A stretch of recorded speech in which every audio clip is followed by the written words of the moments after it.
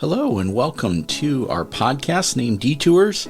This podcast embraces the unexpected twists and turns that shapes the journeys of our lives that God sends us down. I'm your host and fellow traveler, Mike. I'm here with my beautiful wife, Deb, and we invite you to join us on this exploration of uncharted territories we encounter along the way.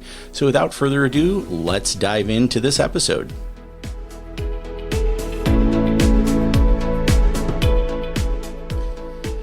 Hello, everybody. Welcome to episode number 4 of Detours. I am here with my beautiful wife, Deborah.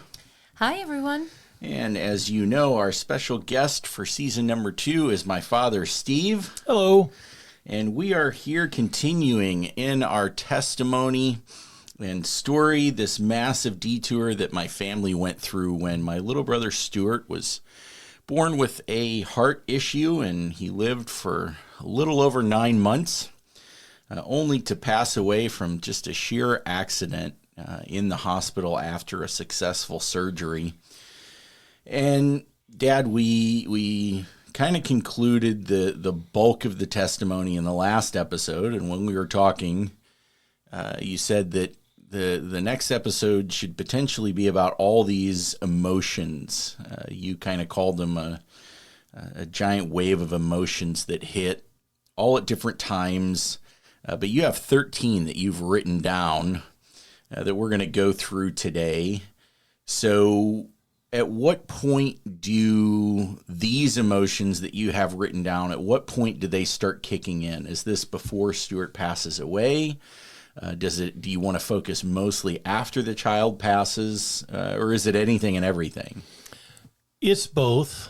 When you first learn of the situation, you certainly have emotions associated with that. When they say to you, your child is born with a heart disease, there's something that goes with that, but then there's also more of a flood of emotion as soon as you're confronted with the death of that child. So some of these will show up in both places.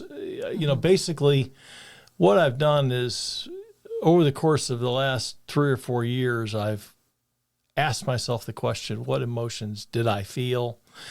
And I've asked others who have lost family members and so forth, what emotions did they feel? And this is kind of a compilation of all of those various different emotions. So I think we want to talk about some for longer periods than others, but yet you may be listening today with yet another emotion that you feel. And I suspect my list of 13 could probably go tenfold.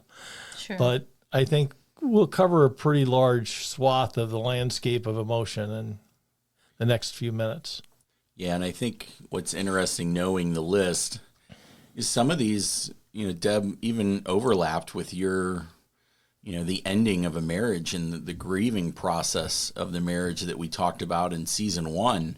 Yeah. I'm sure they're different or the origin of the feeling, because the death of a marriage versus the death of a child is drastically different. But it is interesting how much of these, yes. Just like grief is on this list of 13 that my dad, you've assembled. But that was a big one for you. I think grief itself manifests in lots of different life situations, and pain is pain, I always say. Now, there's levels of pain that are more intense than others, but pain affects the body and the brain in the very same way, whether it's a small pain, whether it's a physical pain, or whether it's an emotional or mental pain. The body knows no different. All that the body knows is I'm in pain, and emotions will start to flood. And it looks like your dad has written down many of the things that I think the audience will relate to. Now, Dad, you're in the middle of writing a book, or should I say nearing the end of it, but the part of the book that hasn't been written, you want to do one chapter on emotions, and it's the 13 that we're going to talk about today. But this has proven to be something that's somewhat difficult to articulate for you. Is it not, Ben? It's something I can articulate what those emotions are.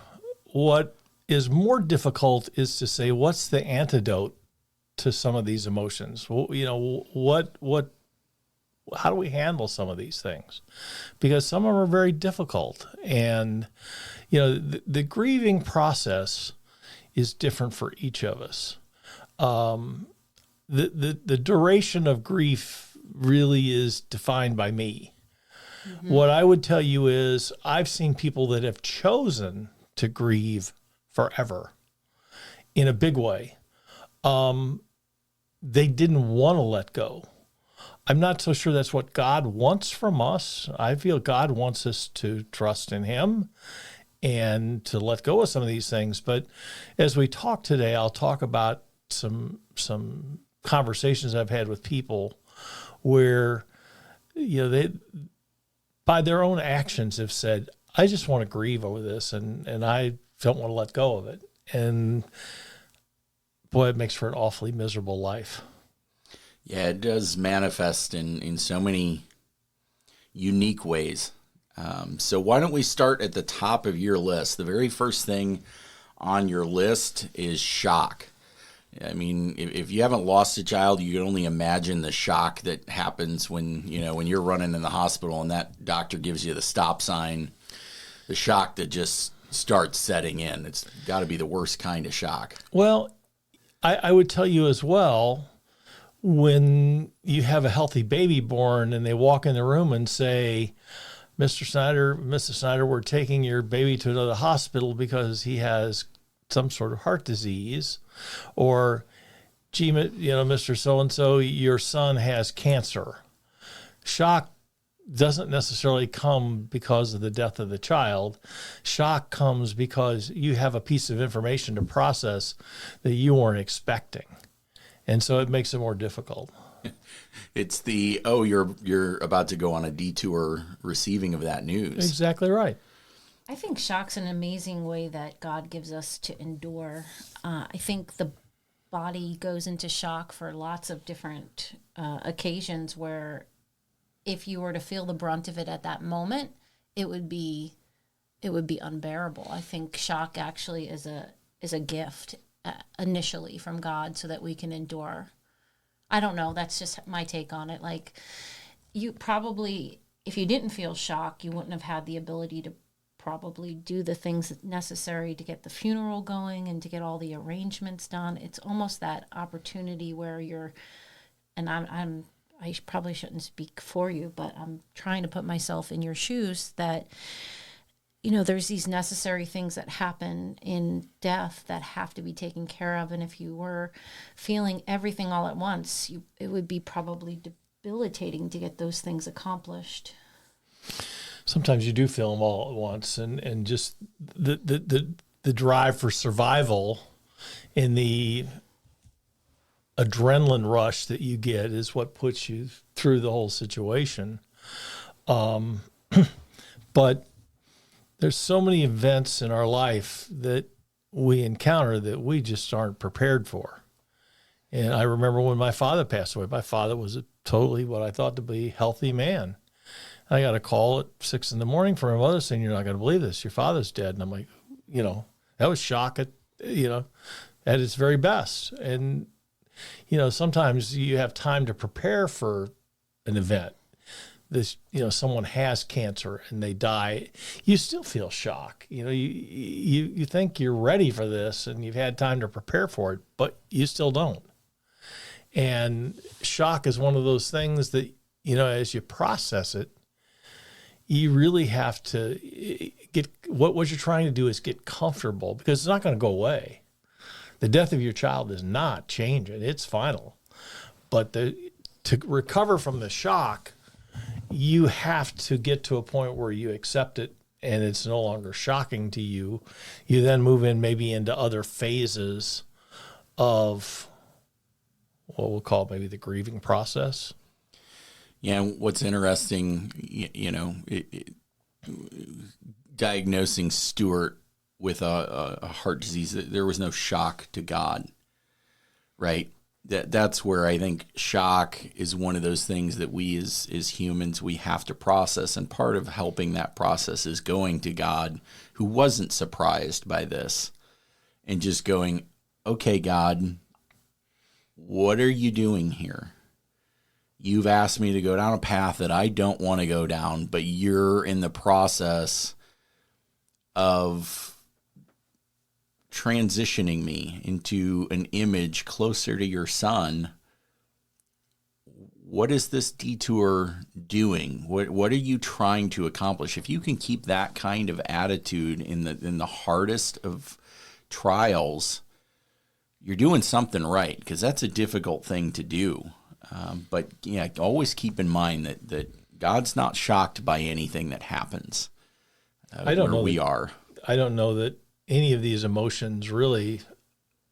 I know God has sadness at times, but most of these are just human emotions, and I think that we all process them differently. I can't give you the prescription to get you through your shock. And I think the only answer is you have to pray and say, God, you got to help me with this. Yeah, one of the emotions that you have written down that I think God completely understands is the next one on the list, loneliness. I think that being on the cross was a very lonely place to be, because Absolutely. only he could do that. Yep.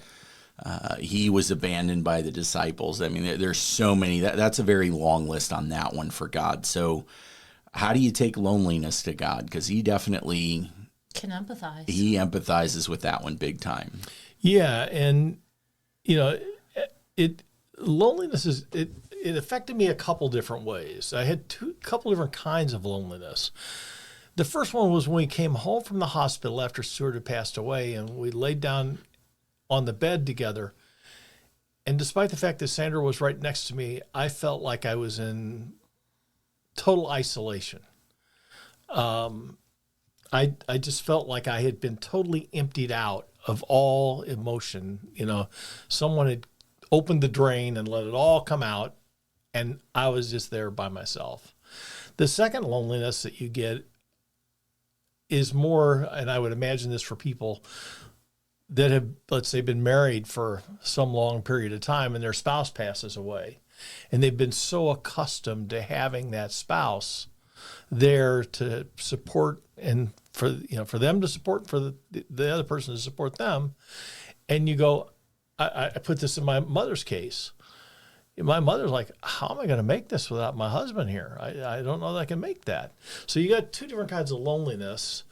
I would say mine was more the first one, which was I felt so alone. But I never worried I didn't have somebody with me to go through it. Others would certainly have that. Did you talk with Sandra about these feelings? Oh, yeah. You talk about and the good news is it's really therapeutic to talk about this situation with one another and with close friends. We had our friends Bob and Dawn, and they're Christian friends, and we could sit and talk to them and talk about how we felt and really be open about it. It's hard to discuss this with a total stranger, but we certainly talked a lot about it. And the one thing I would say is I was really proud after Stuart passed away that I thought for quite a long period of time did a really good job of talking about it. And I would say to the people listening today, if you have a friend or a family member or something that has lost a loved one, one of the biggest worries that you have is bringing that up in a conversation. Oh, I don't want to talk about the loss of their baby because I don't want to bring up bad feelings. At least in my case, and I think I speak for Sandra as well, I wanted to talk about it. It felt good to talk about it. And the fact that people tried to dance around the issue or avoid the issue was almost more hurtful than if they would have just said, how you guys doing? Yeah. They were more uncomfortable with their own uncomfortability. Mm-hmm. Yep. And I can say I have a coworker that just lost a son, and he hasn't come back into work yet. And I had that feeling like, oh gosh, what do I want to hug him, I don't know him very well, so I don't know if that's appropriate, but just the instant feeling of, oh, this is going to be uncomfortable. And I think that's a very human reaction, even though, again, everyone dies and it's something everyone's going to have to talk about or deal with at some point in life. Yep. Yeah. So it almost feels worse not to have somebody talk about, like Mike said, the elephant in the room. It's so important to talk about it. We talked about this in one of the earlier episodes, but a few weeks after Stuart passed away, his cardiologist called up and said, I want you guys to come over. I want to talk to you. And he sat there and said, listen, you guys have to be willing to talk this over with each other, because if you don't, you're going to find yourself in a divorce court, because, you know, if you can't talk to yourselves, you might talk to someone else and the other person feels really alone. And so you have to address that. And we did it with our eyes wide open. And I honestly thought we did a pretty good job of that, because it does feel good. You know, it's not always just talking about the bad news, but do you remember when we took Stuart to Disney World? Do you remember how he reacted when he saw Mickey Mouse? Those are fond memories that you don't want to give up. And I go to friends' houses that have lost a parent, or I go to a memorial service or a funeral service, and you see the pictures of all these great occasions, you know? Do you remember when Dad caught that fish? Or do you remember when Mom bought that really cool dress for that occasion and how proud she was of it?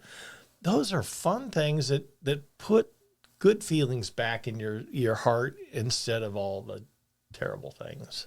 Yeah, it's honorable to talk about those things and to cherish the time that you had. For sure. Yeah.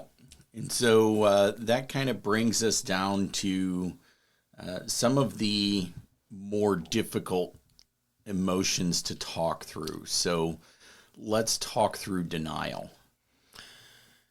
Yeah, that's a tough one. I would say that everybody naturally says, why did this happen to me? Why me? I'm a good guy. I shouldn't have lost this person in my life. What did I do wrong? Or I refuse to accept this. You can't heal from this until you accept it. You have to say, this happened, it's real, and I'm going to accept it. And I said I would tell a story. I heard of a pastor and his wife. I was working at the Ronald McDonald House, and I was meeting with a couple there, and they were telling me of their pastor and his wife. They had lost a 7-year-old son through some sort of situation. I don't remember what it was. And 7 years later, the mother continued to set a place at the dinner table for that child that had passed away.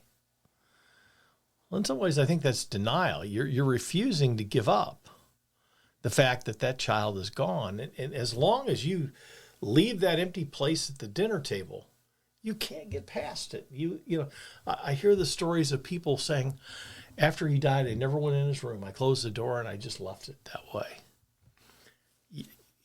That's not going to help at all.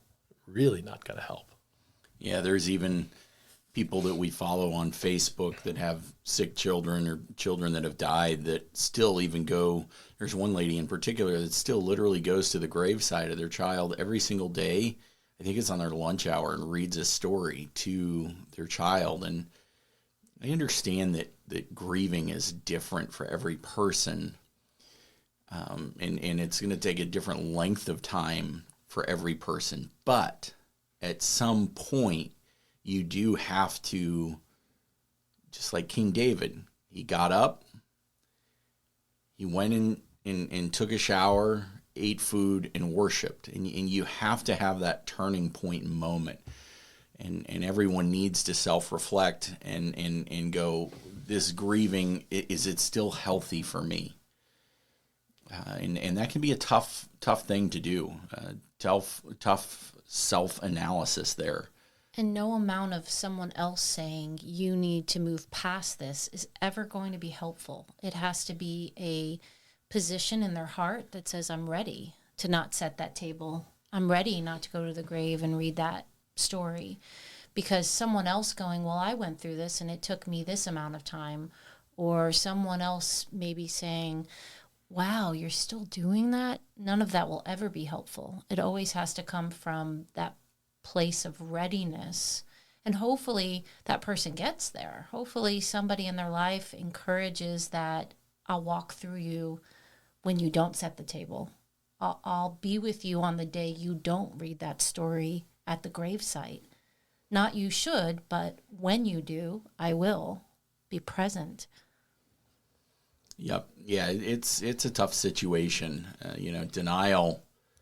It's the first step in AA, right? Yeah. I'm here. I'm Mike Snyder, and I'm an alcoholic. That's the very first step, is admitting. And so this can be a very difficult step for people to take. Let the audience know he's not an alcoholic. Not as of right now. No, I'm not. That is true. But now that can lead to. Denial can lead to a lot of things, and the next item on the list is anger. This is something that you definitely see denial manifesting itself as anger. You see a lot of different forms of it. So how did you combat this? What did it look like in you guys with Stuart? I don't think I ever had anger. That's one I left behind, but it's certainly one that I've certainly seen a lot of. Well, it's on your list of things you felt. You didn't feel any anger? Not a lot, no. I put it on my list of things that I've either felt myself or I know of others that felt it. I can't tell you how many times I've seen Christians say, God, I can't believe you took my child. If you love me, I've dedicated my life to you. How could you take my child? And be angry and live with that anger for long periods of time, if not for the rest of their lives. Anger is one of those things that when you embrace it, it can get stuck inside of you. And I think it becomes a cancer inside that not only affects you in that situation, but that anger begins to manifest itself in many different ways, so that it might be the way you treat other people, might be the way you treat your children. Anger is so difficult. And I look at America today, I see tremendous amounts of anger. All you got to do is turn on the news on any given day, and you see all kinds of anger, social media, protesting. Yeah, Facebook is more anger than it is positivity. Social, yeah. It's incredible. I laughed because I saw somebody the other day. Here we are in South Florida. We're close to the Space Center. And I saw someone post on there, hey, I'm coming, I live in South Florida. Where's the best place for me to go watch a launch? And people were lacerating this person going, well, if you live in South Florida, you should already know that. What's your problem? Oh, boy. And it's like, nobody has time for that. Can't you just be nice and say, here's my favorite spot? Yeah. But they don't. Or look at the restaurant conversations about, hey, I had dinner at this place last night. It was excellent. Well, I went there 2 weeks ago, and the service was terrible, and the food was cold. And we're really a society filled with anger right now. Well, and I often say, and from my own experience, I speak this, that anger is a secondary emotion. It's a cover. It's the protective armor of what you're really feeling inside, whether it's fear or pain or deep sadness or rejection or abandonment, whatever emotions you're trying to cover up. Anger is one of those things that people often use to avoid feeling the deeper feelings, because anger is easy to pull up. Anger is really easy to pull up, where it's hard to talk about your sadness. It's hard to talk about your pain. And so I think people use anger as a cover. I know that I did for many, many, many years. So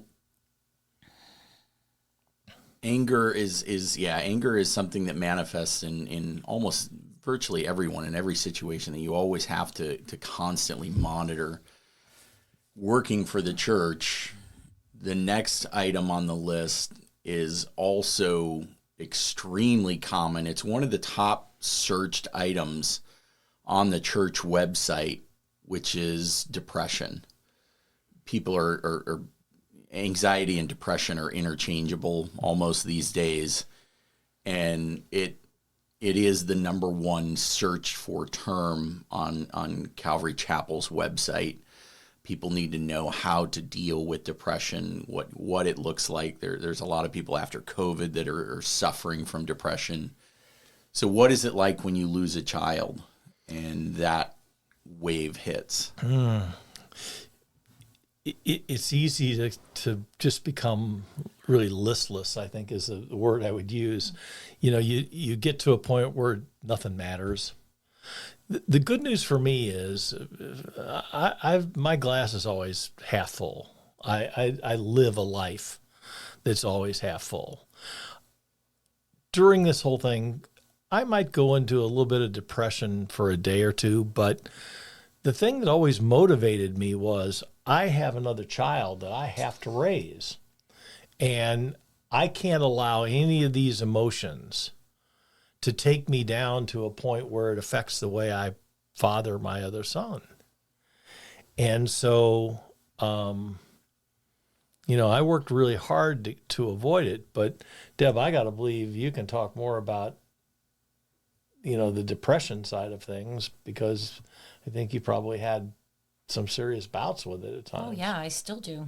I still deal with episodes of depression, and it's something that I think the Christian community doesn't always look upon as. I think there's a little bit of a cloud of shame around depression.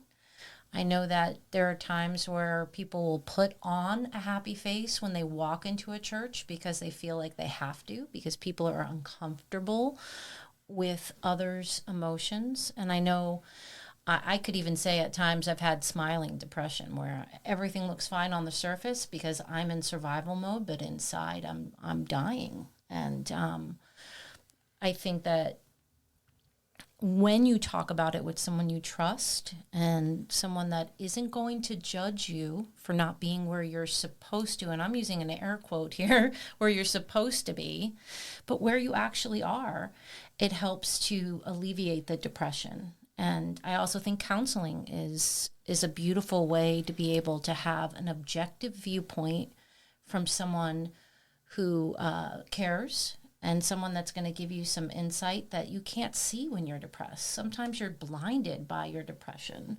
I would agree with that. And depression is one where if you don't suffer from it and you're around someone that does, you got to be real careful what you say to that person. You can say some pretty insensitive things to someone that's suffering from depression. Like, hey, what are you so depressed about? Look at your life. I don't know that anyone would necessarily say that to someone that lost a child, but there probably is some pretty insensitive things that can be said out there around depression. So just one that you got to be super careful with. I think depression is probably more prevalent in our society today than it was back 40 years ago. I'm a sales manager, and I have a team of salespeople, and as we were going through COVID, I would do Zoom calls where we would get all the team together just to talk. And at one point, one of the team members said, I've found it really important for me to go get counseling right now. And it opened up the floodgates because people then said, well, me too. And it was amazing the number of people on the team that felt that way. Yeah, when someone's willing to be vulnerable, it gives you permission to be vulnerable. He was totally vulnerable, and he said, my wife and I are going to counseling because we're so close in confined areas. We're getting on each other's nerves, and life is more challenging that way. I think COVID taught us a lot about depression. I think we all, in one shape or form, were depressed because we couldn't get out and do the things we normally wanted to do, we couldn't take our vacations, and we couldn't get on airplanes without a mask and all. And I think it affected all of us in one way or another. Yeah, at Calvary Chapel, our biblical counseling, when COVID hit, our biblical counseling and marriage counseling went up 300%. Wow. In I think it was like a 90-day period or something like that after COVID, simply because, yeah, people were spending a lot more time with one another, and it broke all these routines. Yeah. Like almost virtually every routine that you had was broken, right? The routine of getting your kids ready in the morning because you had to take them to school. And then, you would go into your office, and then on the way home, you would hit the gym. Well, now you're not sending the kids away.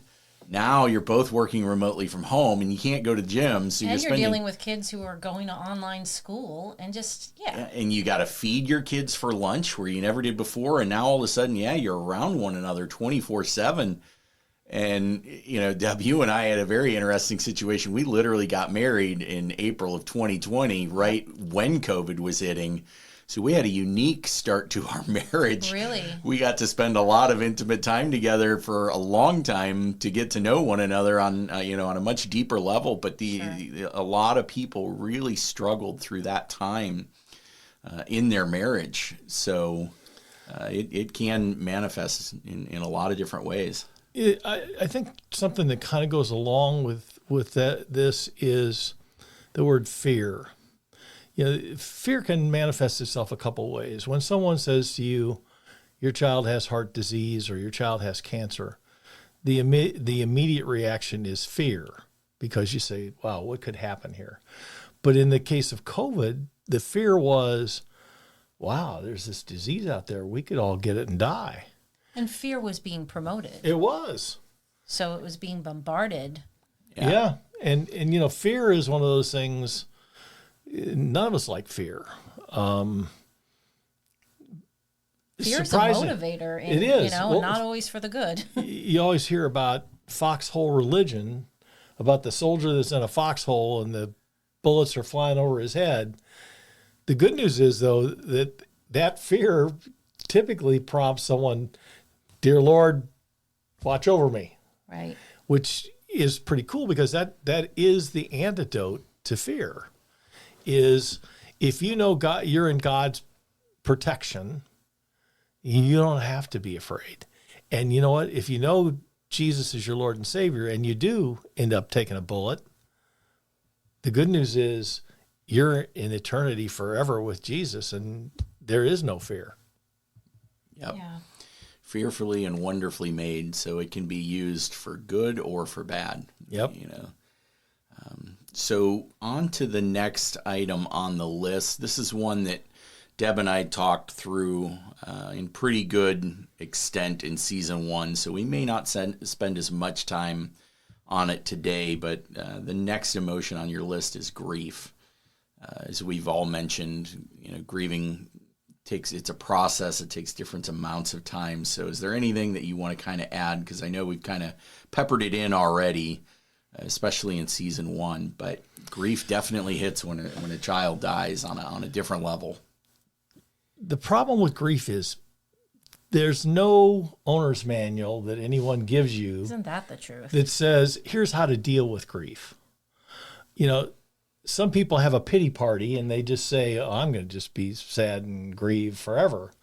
While, it really helps to have some sort of helper there to say, here's the map on how to get out of this maze in life that you're living in, because it's truly a maze. And all I would say is, grief is one of those things that you got to decide for yourself. And one of the things that kept me moving all the time was I always came back to the very basic statement that said, I still have a son to raise. Mm-hmm. I think it would have been much harder if this had happened to Michael and I had no other children and I wouldn't have anything left to hang my hat on. I might have reacted differently, but I'm also a very goal-oriented person. And so when I set a goal for myself, which is I'm going to try to be a positive father and take good care of my child, even if he's the only one I got, I manage myself out of a lot of these, but I see people that can't do that.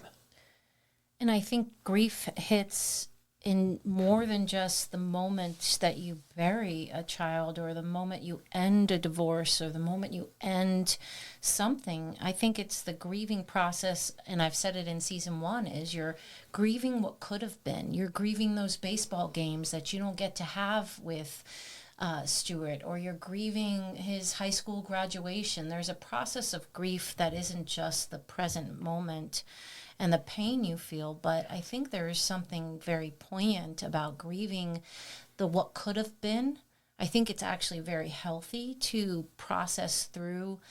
I am grieving that loss of, I'm not going to get to see his wedding. I'm not going to get to go to, our first fishing trip. And I think that helped, well, from my experience, grieving stuff that hadn't happened, that could have been, was incredibly therapeutic for me. And again, I haven't lost a child, thank God, but, grief in other ways, it's been a process of grieving the what could have been.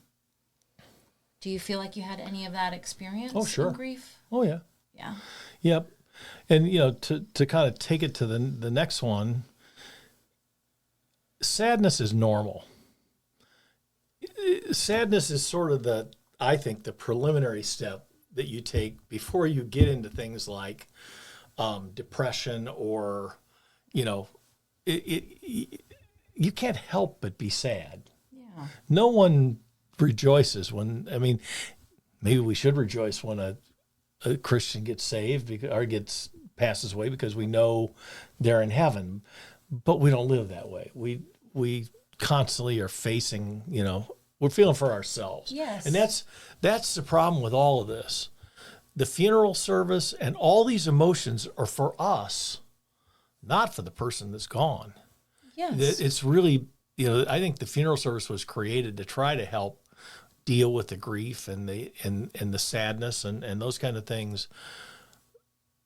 It's just, you wake up one day and you say, the first day that Stuart was gone, the bassinet was still at the foot of the bed, and you want to wake up and look and see if he's still okay, And that sadness really can beat you down, because it's really hard to deal with it. It's not something you can just snap your fingers and make it go away.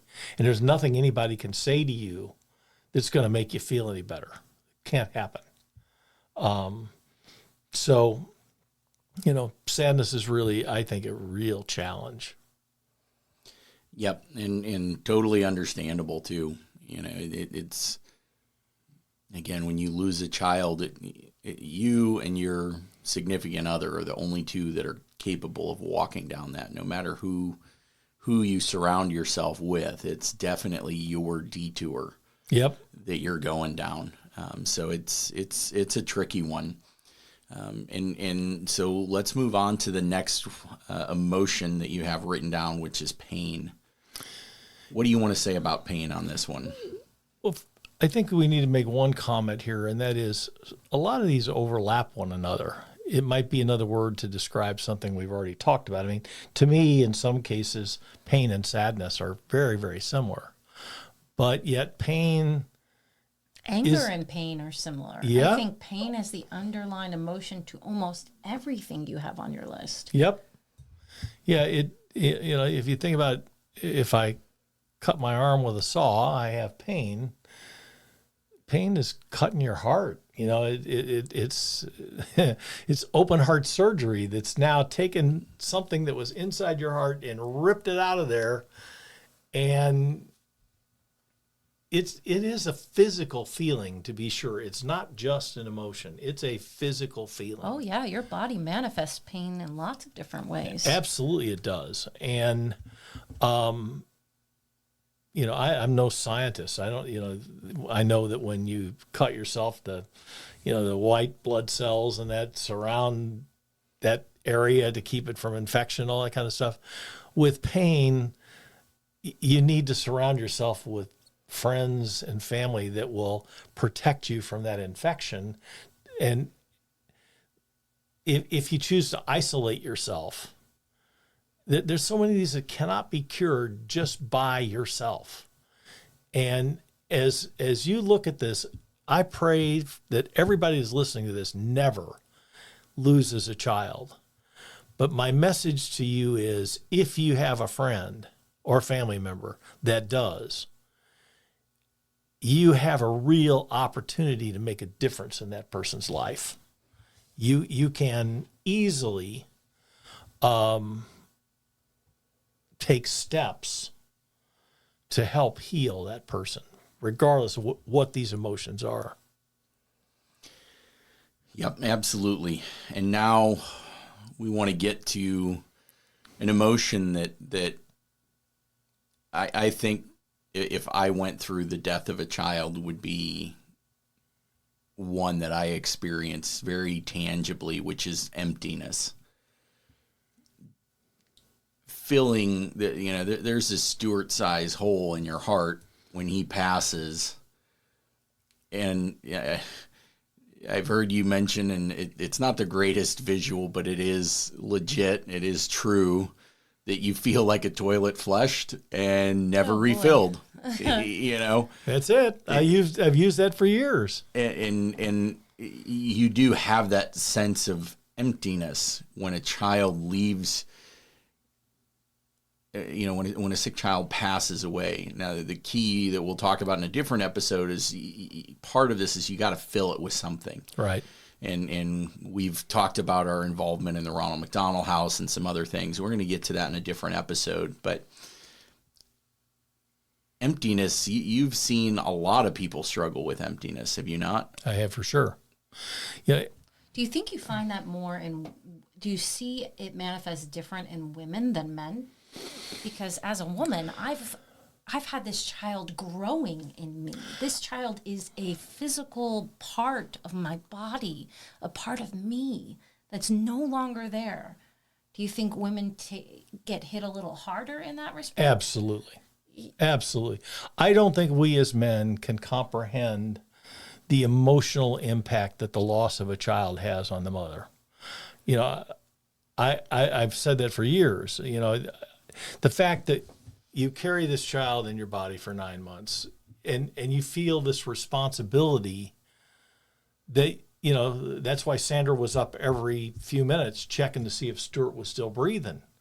That's part of what that's motherhood, if you will. Yeah.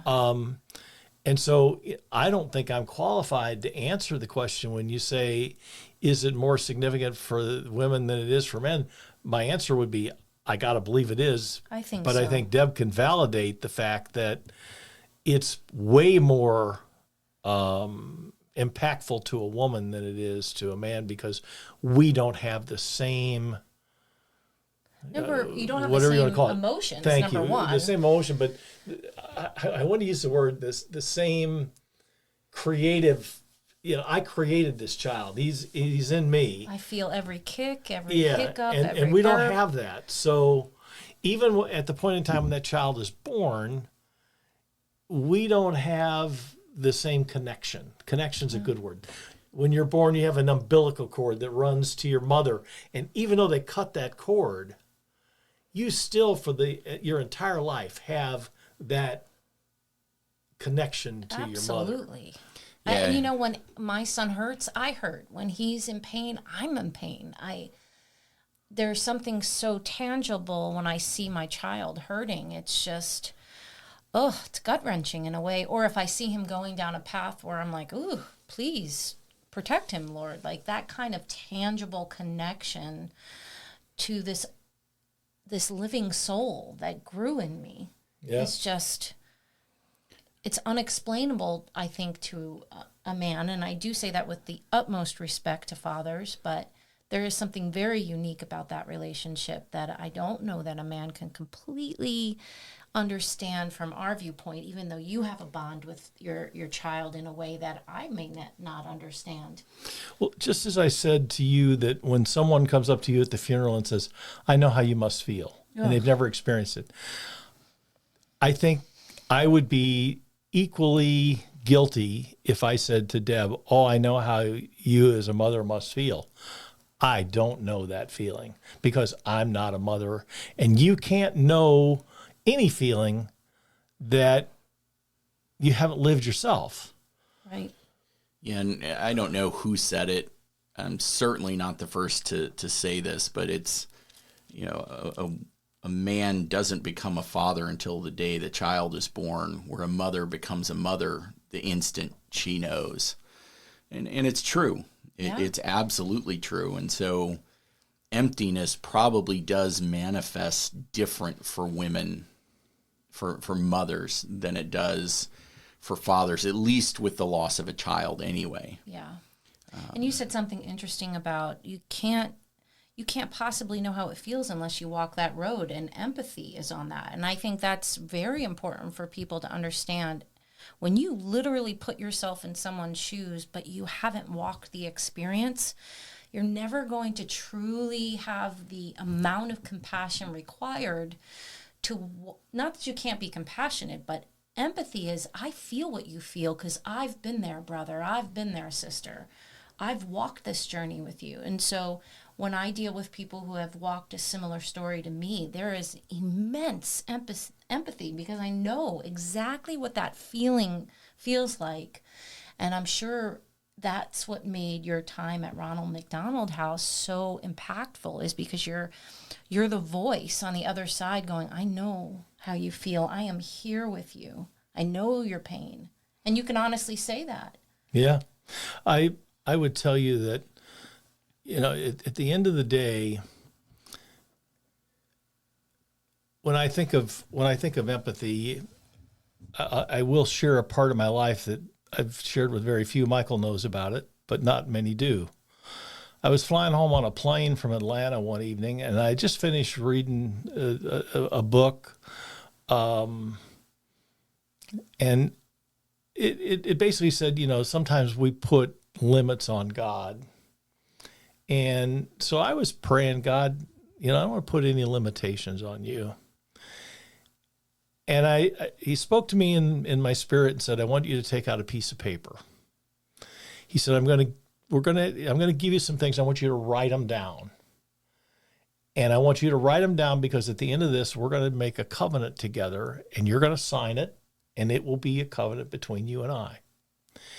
And part of what he told me during that conversation is he said, one of the reasons, and it wasn't the only reason, I'm sure, but he said, one of the reasons that you're uniquely positioned to deal with people that have lost a child is because you've experienced it.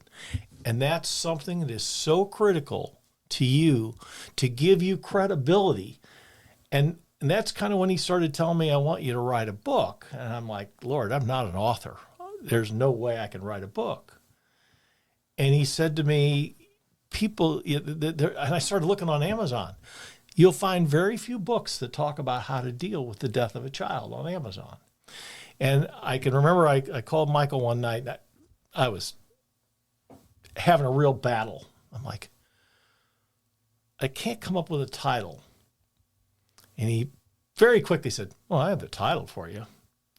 And that was the day that the founding of the word detours came about. He said, Dad, your book should be about the detours that you and Mom had to go through in life to prepare yourselves. And, you were going down one way and God said, no, turn left here.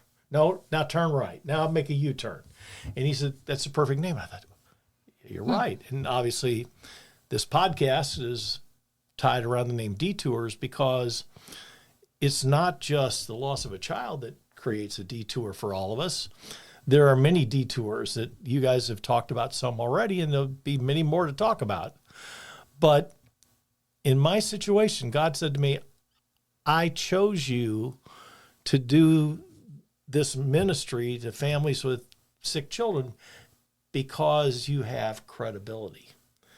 And I've taken it on as a serious situation. And I'm really pleased to be a part of this podcast because I know there are people out there today that have lost a loved one and they're angry with God or they're depressed or whatever. If we can just help one person with this podcast, amen. That's my hope. We've done something really good. My hope is that if you have a friend that lost a child and you're listening to this today, please forward these podcasts to these people. They need to hear the things we're talking about today because they're really important. Yeah, as a matter of fact, on detours.life, that is our website. If you go to detours.life, there is a contact form on that website. If there's a person that needs prayer, if there is something that needs to be talked about, by all means, contact us. We'd be happy to pray for you. Yeah, that's an honor. Because one of the things, we've talked about how going through it makes you unique to be able to talk to someone that is going through it. What we also have to be careful about is that if you're going through it and people that haven't gone through it approach you to try and help you, don't push that away just because they haven't gone through it. There are too many times where I see people saying, there's no possible way you can relate with me. And they literally push people away, and they push people away just trying to help, simply bringing food or trying to come and pray. You can't possibly pray to the depths that I pray because you haven't lost a child. You have to be very careful of that too. That's not what we're saying. Isolation from people that are reaching out to you is not the answer here with empathy. You can empathize with people having not lost a child, but there is just that, there is that different level of empathy when someone has and when they've gone through the same thing that you have. That's why you have something like Cancer Care. That's a support group that Calvary offers. Cancer Care, Grief Share. There's so many different support groups, and they're all, very particular about who they kind of cater to, if you will, because they want people that have all gone through very similar circumstances there together supporting one another. But also don't forget that people can start turning away help just because someone hasn't lost a child. Doesn't mean they're not helpful. Doesn't mean they're not reaching out to you and they have things that are very valuable to say. Let's move on to the next one, which is kind of a big one, especially, Deb, for the moms out there, which is guilt. Oh, yeah. I talked about mom guilt a couple episodes ago. I think there's something, it has a title. I'm sure other moms know the title. It's The Mom Guilt. I think we all feel guilt, but there's something very unique about just this constant, and I think it's the processing of the brain for women.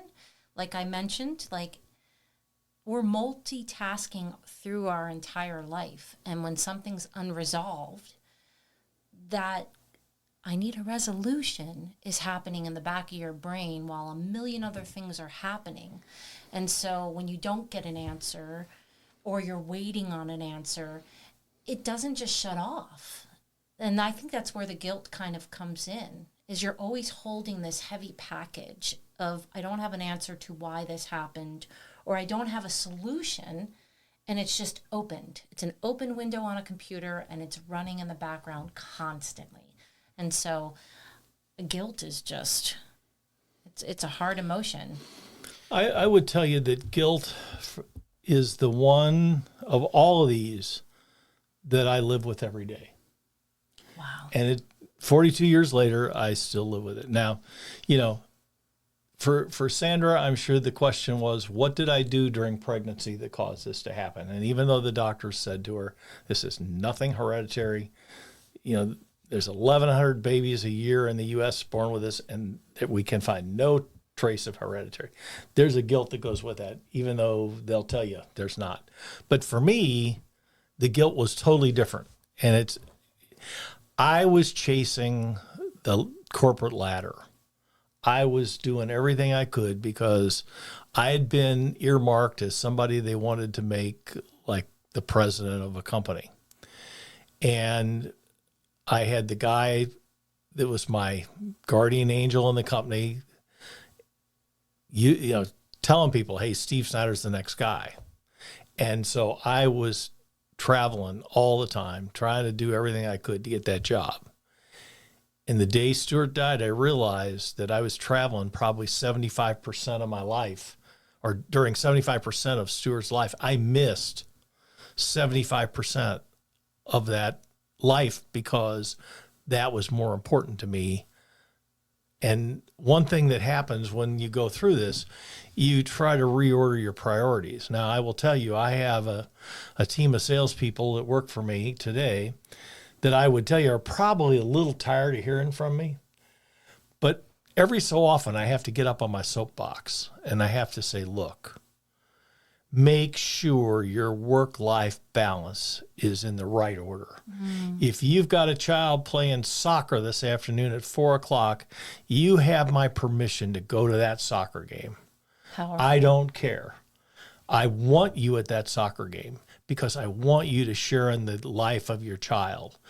And I can't tell you, it comes out about every 3 months, and I'm sure they sit there and go, okay, here it comes again.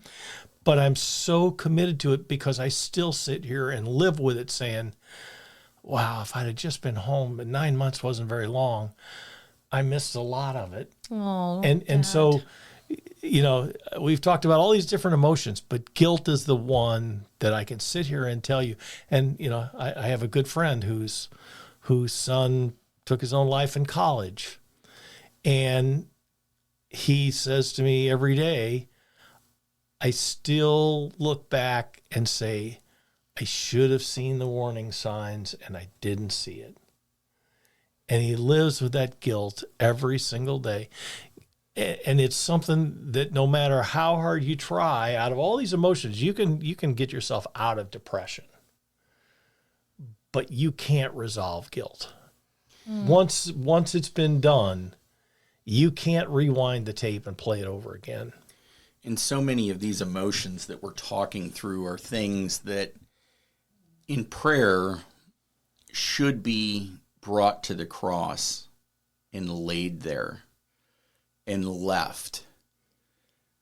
And guilt is the one that I think most people say that prayer and they leave it at the cross and then they pick it right back up and put it back on their shoulder again as they walk away after prayer is over. Guilt is that one that for some reason we just pick it right back up again. I should have. Right. If I can speak into that, the guilt and conviction are so very different. And I do think like guilt is something from the enemy to shame us because God isn't shaming us. Conviction is something that comes from, in your example, I'm now convicted to make sure that my coworkers or my people that work for me understand this is the life lesson I've gleaned, and I'm convicted to share that with them. Where guilt is something that the enemy does to shame us and keep us isolated and keep us feeling like we're not good enough. And God doesn't use guilt. God uses conviction at time, holy conviction, to say, okay, this is what we've learned from this son or daughter. But guilt, I think, is really from the pit, honestly. It truly is. And, like I said, you can't resolve it. I fully expect that I will go to my grave with guilt saying I could have been a better father. I think you can allow God to forgive that part of your heart. I can. I would agree with you. But the question is, God may have forgiven me, but can I forgive myself? Yeah, and I haven't. I mean, I use it today as motivation for my people. And I say to them all the time, I don't want you to make the same mistake that I make. I made it. I can't fix it anymore. But understand something. The fact that you're a salesperson, your goal in life is not to say on your tombstone, he made, quote, 100% of his years that he worked. Your goal is to say he was a great dad and all those kinds of things. That is so important. And I wish more bosses out there would feel that way or speak that way to their workers. I think that really produces community within your workplace. I have a very dear friend of mine that I work with who's also more than just a coworker. He's a friend. And very talented young man, I will say. And he has three children, two of which are at high school age. One is a really fine softball catcher. The other is a really fine golfer. And he was offered a position with another company a few months ago that was substantially more money than he's making now. And they wanted him to relocate to California. And he talked to me about it. And he said, I really would like this because it's a lot of money. But I've heard you say too many times I should support my family. He said, I can't take this job now because I know I won't be able to go see my kid play softball or watch him play golf. So I'm going to forgive the opportunity and reject it. Wow. In order to give my best to my kids. And I said, you got it. Do you see, that's a legacy you're building from your own pain. You bet. And I just think, wow, you're changing the lives of someone else's family just by the advice you've given and the things that you've learned in your suffering. Yeah. That's a beautiful legacy. I heard a video the other day from Tiger Woods. And he was telling the story, I'd never heard this before, that his mother and father took out a second mortgage on their house so that they would have enough money to get him the golf lessons he needed. And now look what that's turned into. Now, that's not necessarily, It's not everyone's a great story, Christian story or anything like that. But the point of it is, when you take on the responsibility of a child, you have one responsibility, and that is to make sure that kid makes it to heaven. Amen. If you forget everything else, that's okay. Do they have to be the top ranked golfer in the United States? Nope, you don't. But number one, I want my kids to love me, and I want them to know I love them. But more importantly, we have to make sure that we keep those kids on a path that they say, you know what, Dad, if nothing else, you told me I needed to go to church. And I remember when Michael was going through lots of tough times, lots of them. He said, Dad, what do I do? I said, go to the beach and pray. And he did that. And it took a while, to be sure, but at the end of the day, he did it. And it's made a difference, and he's a whole different person now. And those are the kinds of things that we as parents have to remember. Our responsibility first is to make sure our kids make it through the door of heaven. If nothing else happens, they can be, whatever job. You may want them to be a doctor and they turned out to be a trash collector. But, so what? Right. Doesn't matter. They made it through the pearly gates and said, come right in. Well done, good and faithful servant. Beautiful thing to hear. So, it's interesting. I heard, I think it was a pastor teaching a sermon who basically said he was describing hell. And he said, I want you to think about what's it like to have absolutely no hope. It's void of hope. You're burning. Your skin is just crawling. It stinks. You can't get out. You can't escape. And the reality of infinite time in this place has hit you. There's nothing you can do except cry out. And when you cry out, the only voice that returns is your child, because they're there with you. Wow. And if you don't use that as a motivation, so many times in the Bible, hell is talked about much more frequently than heaven is. And that's the hope that Christianity offers. Is I know beyond a shadow of a doubt that Stuart is in heaven. And we keep saying that because it is so critical to hang your head on. But that hope and the hope that Jesus Christ offers will help you through all of these emotions. Every single one of these. This podcast doesn't necessarily have the answers, but Jesus Christ does. That's the truth. The gospel has the answers. Jesus has the answers. And so as you struggle with all of these, grief, depression, all of these, understand that Jesus Christ is there with you and he's readily available to talk to you. He won't get impatient with you if you are struggling with one for a tremendous amount of time. He is long-suffering and he is patient and he is absolutely ready and willing to do the work with you. And so that's our encouragement as we kind of wrap up this episode, is process through all of these emotions.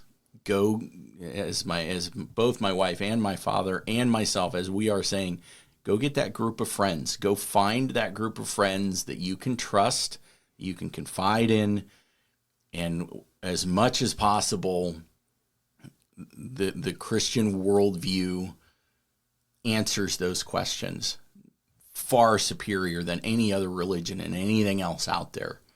And that's one of the reasons why I'm a believer, is it does have answers where nothing else does. So we hope that the topics that we've talked about today are useful, offering a little bit more perspective to you guys. But we will be back in the next episode. We're going to lighten things up in the next episode. What we want to do is we want to talk through all the signs that God was with us along the way. So we're going to talk about specific incidents that happened during the, we're going to say first year, because it even goes beyond Stuart passing away.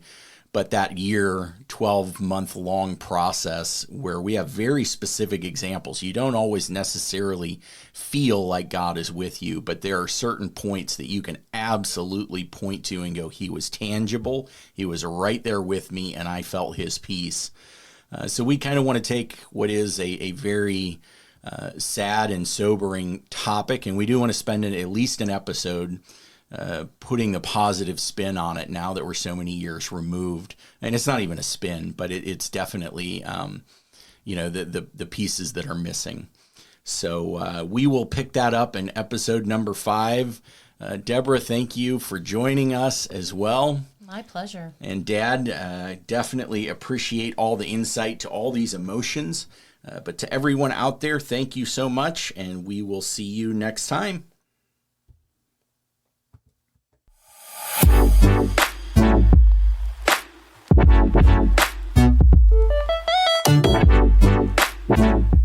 Thanks for listening to Detours. For more content, you can find us on Spirit FM Radio, Spotify, Apple Podcast, Google Play, or on our website at detours.life.